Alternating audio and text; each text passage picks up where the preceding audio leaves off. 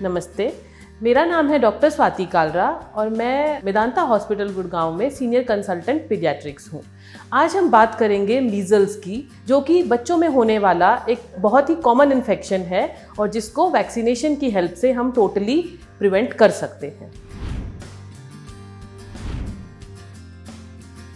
Measles paramyxo नाम के virus से होने वाली एक हाईली कंटेजियस डिजीज़ है जो कि ड्रॉपलेट्स के थ्रू फैलती है।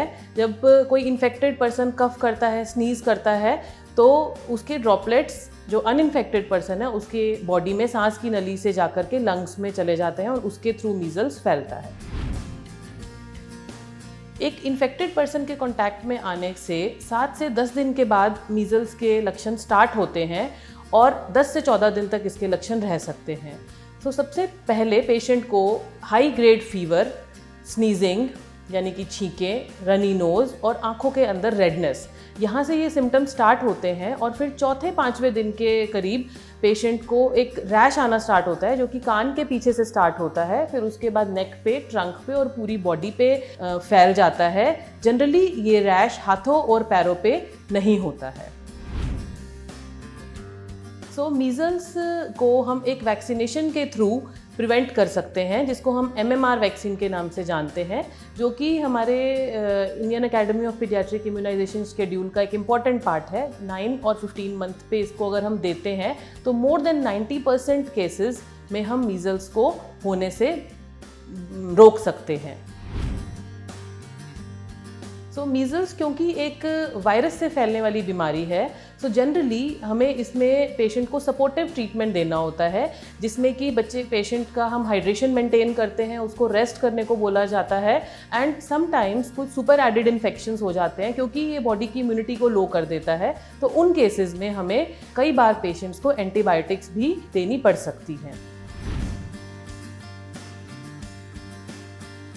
मीज़ल्स एक बहुत ही कंटेजियस बीमारी है। अगर पेशेंट को इंजेक्शन नहीं लगा हुआ है, उसका वैक्सीनेशन स्टेटस कंप्लीट नहीं है, तो इन्फेक्टेड पर्सन के कांटेक्ट में आने के बाद काफ़ी चांसेस हैं कि उसको ये डिज़ीज़ हो जाएगी। स्पेशली जो हाई रिस्क ग्रुप्स होते हैं, जैसे कि 1 ईयर से कम एज के बच्चे हैं, प्रेग्नेंट लेडीज़ हैं, एल्डरली पेशेंट्स हैं, तो उनमें ये इन्फेक्शन अगर बॉडी में जाएगा, क्योंकि उनकी इम्यूनिटी स्ट्रॉन्ग नहीं है, तो बहुत हाई चांसेस होते हैं कि उनको भी ये इन्फेक्शन हो जाएगा। तो ऐसे केसेस में हमें, अगर कोई पेशेंट इन्फेक्टेड है, तो हमें उसको कम से कम रैश आने के 7 से 10 दिन तक आइसोलेटेड रखना चाहिए, ताकि वो दूसरे लोगों को ये इन्फेक्शन स्प्रेड ना कर पाए।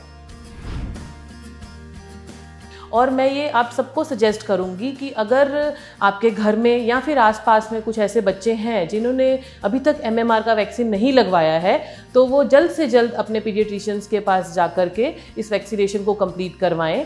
और मैं ये भी कहना चाहूँगी कि ये MMR वैक्सीन मम्स, मीज़ल्स और रुबेला 3 वायरल इन्फेक्शन से प्रोटेक्ट करता है। और आजकल हम बहुत से केसेस मम्स के भी देख रहे हैं जो कि हमारे पास OPDs में रेगुलरली आ रहे हैं। तो ये ना सिर्फ मीज़ल्स बल्कि मम्स और रुबेला से भी सब बच्चों को प्रोटेक्शन देगा।